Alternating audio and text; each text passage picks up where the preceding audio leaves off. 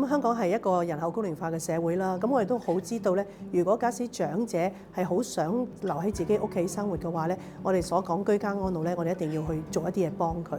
賽馬會 A+ 樂齡科技教育及中運服務咧，係由我哋香港社會服務聯會主辦嘅，教育啦、推廣啦、評估啦、安裝啦，我哋用完之後咧，翻嚟點樣做清洗消毒咧，其實呢啲都係我哋3個嘅核心營運機構咧，係擔當一個好重要嘅角色嘅。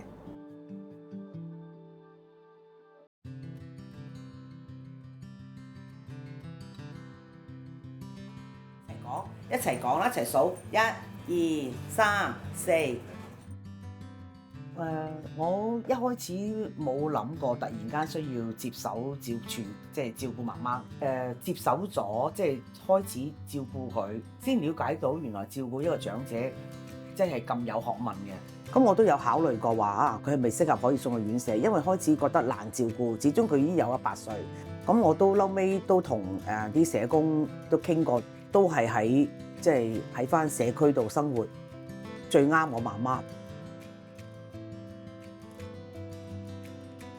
咁我認識咗 A+ 呢個機構之後咧，睇下話乜嘢器具最適合婆婆，咁跟住就建議咗幾件器材俾我咁樣。譬如例如喺洗手間嗰個，咁佢上落嗰陣時候會可能係真係咁蹬落去，咁企喺個站立姿勢嗰時候，萬一佢企唔穩，好容易都會跌親。但係有個嘢掟一掟咧，都幫到佢屋企人，亦都覺得會安心啲咯。佢自己去洗手間覺得安心啲咯。咁至於擺喺床側邊嗰個扶手咧，就係佢瞓落去又唔會話成個人定扮咁搭落去啦，又要慢慢扶。同最緊要就係佢再瞓咗喺度嘅時候，佢調整自己姿勢咧，可以靠個手掹住，然之後作一個姿勢嘅調整。你覺得好唔好啊？幫唔幫到你手啊？好啲嘛？好啲哦，好啦，有得扶持嘅，多兩次多嘛。係啦，佢夜晚起身要扶，係啦，瞓覺嘛大多嘛。瞓覺又要扶，係啦，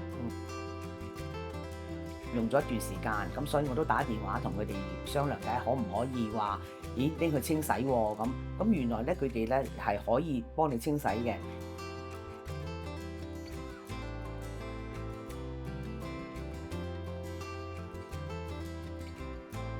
而家咧就多咗係1對1嘅時間咯嚇。我媽媽咧就好享受食物嘅，好中意美食嘅。咁我覺得到咗呢個年紀，有一日都係賺一日啦。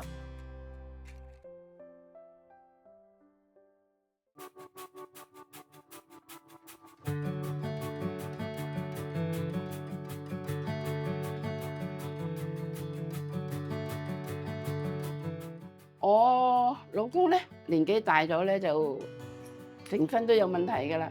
最主要嘅問題咧就係腦退化，就因為咧社會福利署咧就編咗佢去一間護老院度，咁所以咧我就獨居啦。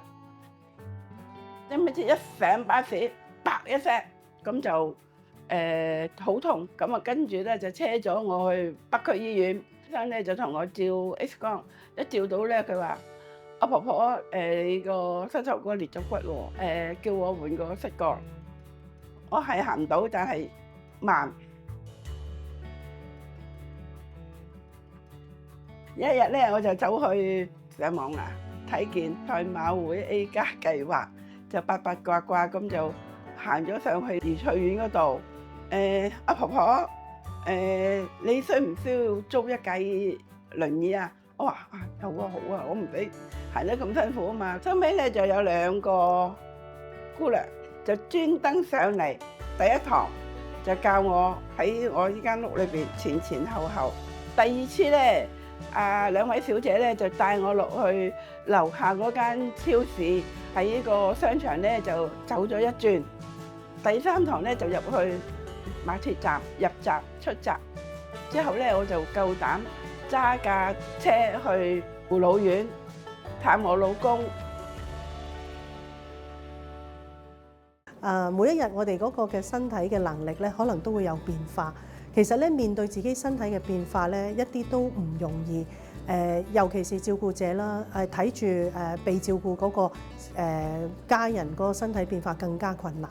有時候咧呢個真係需要大家一齊去打氣。咁我哋打氣嘅方式咧就係我哋提供一啲嘅產品俾你啊，攞翻屋企去使用啦。例如我哋用一個租賃嘅方式咧，譬如話出院，又或者可能佢好翻啦，復康呢個過程咧係可以有唔同嘅一啲嘅輔助嘅工具咧，係可以幫到佢生活嘅。希望大家都能夠樂在其中，樂齡科技帶翻屋企。